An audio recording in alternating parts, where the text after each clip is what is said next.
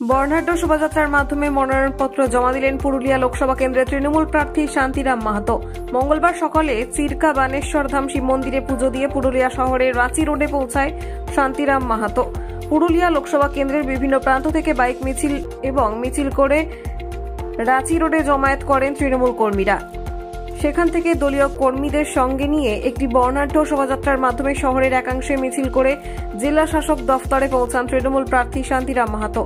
হাজার হাজার তৃণমূল নেতাকর্মীর উপস্থিতি লক্ষ্য করা যায় এই মিছিলে। পরে তৃণমূল প্রতিনিধিদের সঙ্গে নিয়ে জেলা শাসক দফতরে মনোনয়নপত্র দাখিল করেন তৃণমূল প্রার্থী শান্তিরাম মাহাতো।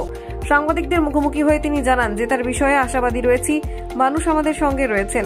পরিস্থিতি জিতবো আমরা। বিজেপিকে মানুষ প্রত্যাখ্যান করছে, বিজেপির থেকে মানুষ মুখ ফিরিয়ে নিয়েছে, এটাই তার প্রমাণ। তার কারণ বিজেপি 10 বছর ধরে মানুষের জন্য কোনো করেনি, আর ওদের যিনি প্রতিনিধি ছিলেন তিনিও কিছু কোনো রকম কোনো উদ্যোগ গ্রহণ করেননি। এইটাই তার প্রতিফলন।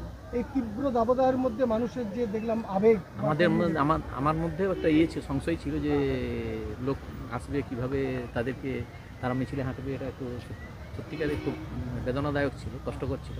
কিন্তু তবু মানুষ চলে এসছে বাধ্য হয়ে, তখন আমিও ওদের সঙ্গে হাঁটলাম এবং আমাদের জেলা সভাপতিও হেঁটেছেন। আমাদের কোন বিষয়গুলো নিয়ে প্রচারে যাচ্ছেন আপনি? বিষয় একটাই, বিজেপি 10 বছর ধরে মানুষকে ভাঁওতা দিয়েছে। শুধু বিজেপি 10 বছর ধরে মানুষকে ভাঁওতা দিয়েছে, কোনো প্রতিশ্রুতি পালন করেনি, মানুষের জন্য কোনো রকম কোনো চিন্তা ভাবনা করেনি, উপরন্তু জুলুম চালাচ্ছে। অভিন্ন দেওয়ানি বিধির মাধ্যমে মানুষকে বিভ্রান্ত করার একটা চেষ্টা করছে, মানুষের উপর জুলুম চাপিয়ে দেওয়ার একটা প্রচেষ্টা চলছে। Bureau report, Bengal view.